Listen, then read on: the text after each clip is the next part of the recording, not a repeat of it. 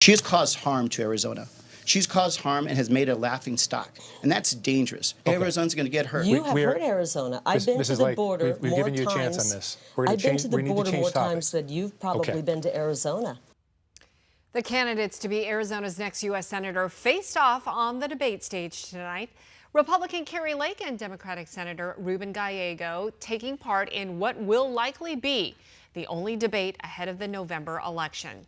Tonight's debate was hosted and moderated by the nonpartisan group Clean Elections Commission. And despite hearing from Gallego after the debate, Kari Lake elected not to come out to speak to reporters in the spin room. Bianca Bono joins us live with the big moments from the debate. Bianca? Yeah, Mark and Tram, the two campaigns clearly tried to focus on issues they believe they can win on. For Lake, it was back to the border at every turn, while Gallego repeatedly pointed out that Lake won't say she lost the 2022 governor's race.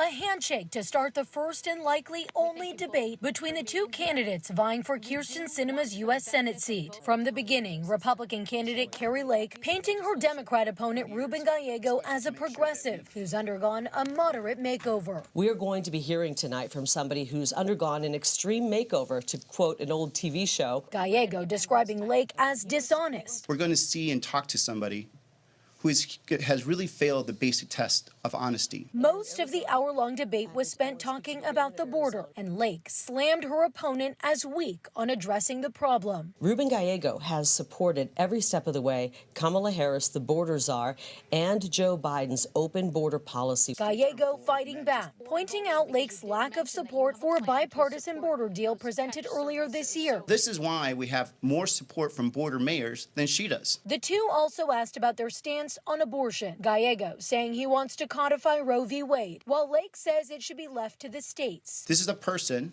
who only 2 years ago, actually less than 2 years ago, said the 1864 territorial law was a great law. I will never pass a federal abortion ban, nor will I approve or vote for federal tax dollars being used for abortion. Amid Arizona's historic heat wave, the candidates addressed climate. We need to bring back and start building the Keystone XL pipeline and continue, as President Trump says, to drill, baby, drill. She didn't bring up water. This is Arizona. She should have brought up water. But we need to make sure that we're making water investments to deal with the drought that is caused by climate change. As the debate came to a close, Gallego and Lake sparred over election integrity and Lake's lawsuits after losing the 2022 race for governor. She has caused harm to Arizona.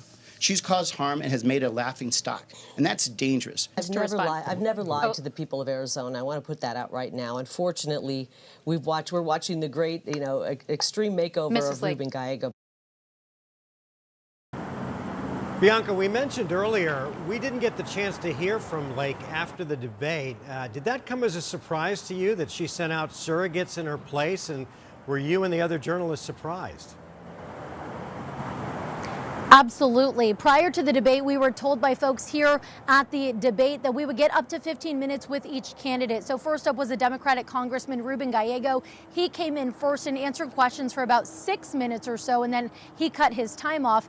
Kari Lake, on the other hand, opted out altogether. She instead sent in a room full of surrogates. All but one of them were from Arizona. So we're mostly hearing from out-of-staters talking about Kari Lake's debate performance. They said she had a clear and decisive victory. So I did follow up with someone from her team and ask why she wasn't there herself to answer questions, if she does believe that she won the debate tonight. A person from her team said that she said everything she needed to say during that 1 hour long debate, and instead she will now hold a press conference tomorrow morning.